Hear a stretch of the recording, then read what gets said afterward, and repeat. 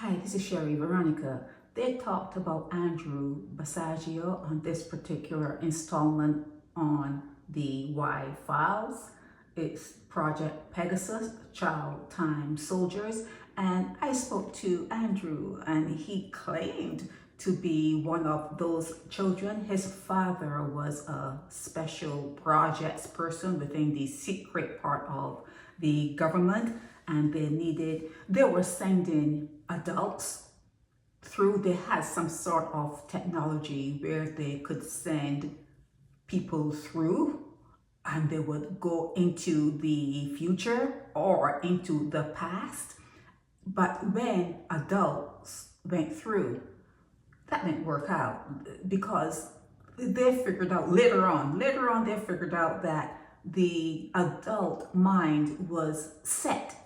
It was optimized to this way of living here in this domain, and it was really hard for an adult to understand the nuances of where they were and how they could be there. So they started to recruit children. So they recruited children of people who worked at these secret facilities. Now, as he talks about, this is the guy, what's his name, AJ, he talks about the fact that they were to go, see, don't speak to no one, and come back through and tell what they saw. And if one of these children met up with themselves, let's say they went back into a time and they saw themselves, they were not supposed to interact with themselves. It does something according to the little that people here know. You don't want to interact with yourself. Now, I could ask you a question now. Have you ever seen yourself? Have you ever seen a copy of yourself? And how is it that these projects, usually like 99.999% have white kids, where the blacks? But there was Barack Obama. Someone said they saw Barack Obama as part of one of the children that was in the Chronovisor that went through and came out, and came back to tell what he saw. They saw Barack Obama when he was a child. He was part of this particular project. Barack Obama's mother was a very smart woman. She was part of this project. It wasn't through his father. It was probably through his mother. But I spoke to Andrew. Let's get back. I spoke to Andrew, and he was talking about his trips, through this Chronovisor and coming back, and he was throwing questions at me. All he wanted to know from me, and I could get it from the get-go, was, did I have ET experience? He didn't want to know if, something else happened to me, or if I knew about this particular technology. He just wanted to know if I had ET, if I had met with an extraterrestrial. And while I was trying to learn from him, he lived, at that time, he was an attorney. I don't know what he does now, but he was an attorney, and he lived on one of those islands off of Seattle, one of those places that I used to be all over that place. But I don't know where he is now, but I remember him from that area, Seattle, and he was living on, I think, one of the San Juan Islands. He was living on one of the islands. And when I was speaking to him, the same conclusion that this guy, AJ, the same conclusion he came to at the end of this particular show. That was something that I felt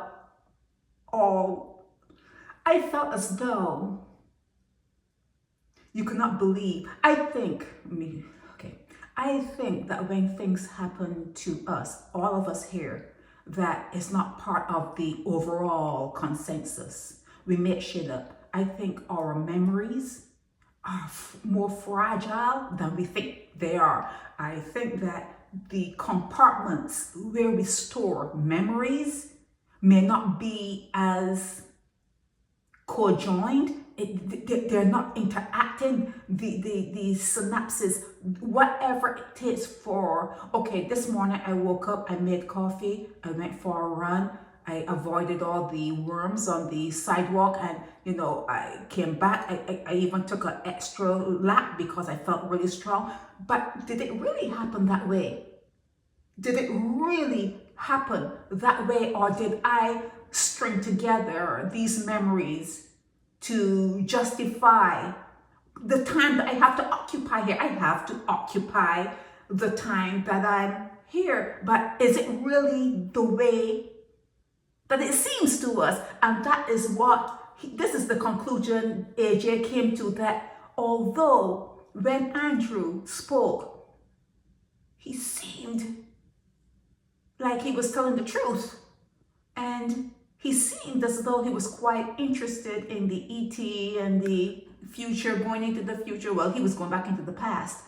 He was very interested in that technology. However, it got here like a crashed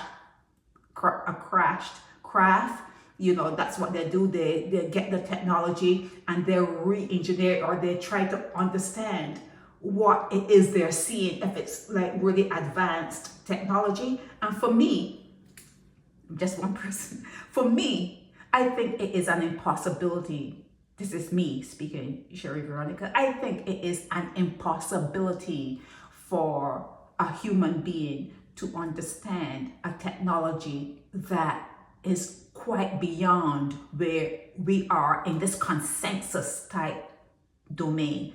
I don't think they can understand it. I think that if they do have understanding of what is in front of them, they also have a designer in front of them. They just cannot take the hardware. They cannot take the screws and the bolts and try to figure out what goes with. They cannot do that. They have to have a live intelligence, someone that came along with the craft to say, well, this is the way we think. It's all mental. And this is the way we imagine it. And this is the way we do it. We don't actually put it, you may think that we have to actually screw this in, but we don't have to do it that way. We do it this way, and we think about it this way, and this is the way we do it. I think that if we are moving forward in terms of technologies, and we're thinking about going out in space, and Donald Trump is talking about, disclosing, ET visitations, that kind of stuff. If we are in that genre right now, it has to be full on. It can't be just Andrew. It just can't be a few people and the secrets or whatever. It has to be full on. They have to show us extraterrestrials, like when you watch those movies. I've never really watched the whole series, but that I cannot even remember this. Where I can't remember the name of it, but it's quite popular. But they have to actually bring those particular people from the different places and show them on CNN or whatever, and people have to be shocked into understanding we are not alone in this universe. But Andrew Basiago, all he wanted from the beginning to the end of the conversation was to know if I had ever met or engaged in ET communications, and I told him no. Because you cannot trust people. You cannot trust people who think that they've gone off this planet and gone somewhere else. You cannot trust people who think that they are special, that they were specially picked and they are above and they know more than you do. You cannot trust people even when they're not off the planet and they don't think that they're that intelligent. You just cannot trust people. And with AJ, I'm with AJ on this. A lot of what we hear about these child soldiers and Project Pegasus and the Chronovisors and going off planet and Barack Obama being part of the program, the space program, a lot of what we hear, I'm not saying it's not true, because we cannot think about talking about something and there's no truth in it. That also is an impossibility. If you can think it, it's happening. It may not be happening here, but it's happening. It may not be happening in your timeline and in your life, but it is happening. If someone is talking about it, it's happening. But for it to really become something that everyone understands, it has to be like the sun. There had to have been a time when someone saw the sun, but the other people were in a cave and they didn't see it. And if you go out and you see that big ball in the sky, and you come back into the cave and you say, there's a big ball in the sky, it's a sun, it's a big light in the sky. They're not going to believe you until you tell them, we have to get out of this cave. Follow me out of this cave so that we all can see the sun and say, behold, see, there's the sun. It cannot be one person. It cannot be just a few people. And when I say a few, it's just a few people. There's like a real small top of the pyramid, not even the square, not even that triangle, but at the tip. Very few people they have this kind of knowledge. They know that there's more to what we see, and they know that we are being controlled. A lot of people, let me back up, everyone have to be introduced to the possibility and the probability that there are other people living on other parts of the earth. As I said to you before in my other videos, I don't for one moment think that anything is coming here from a different dimension, not dimension, but a different planet or what. Everything is here. Everything is here. I feel in my bones that the earth is bigger than they tell you it is. But there are partitions. You can't cross certain zones. You can't go into certain places. And even traveling in space, you're blocked. There are blockers that unless you're invited and you know the codes to open sesame, you cannot go to certain parts. If I were to ever have the power of creation, I'd block everyone out too. I'll block everyone out. You'll need to, have my permission. I have to know everything about you for you to even enter my domain. So it's obvious that those people will have partitions that you cannot enter, but it's here. It's here. So AJ got off of this particular installment, Project Pegasus, Child Time Soldiers, and he gave his his question mark, at the end. And I also have a question mark, Andrew Basiago. I found that he was weak, and as a child soldier going through the Chronovisors, he was saying, I felt that I should have heard more like strength coming from him. That's how I felt. I felt that he should have been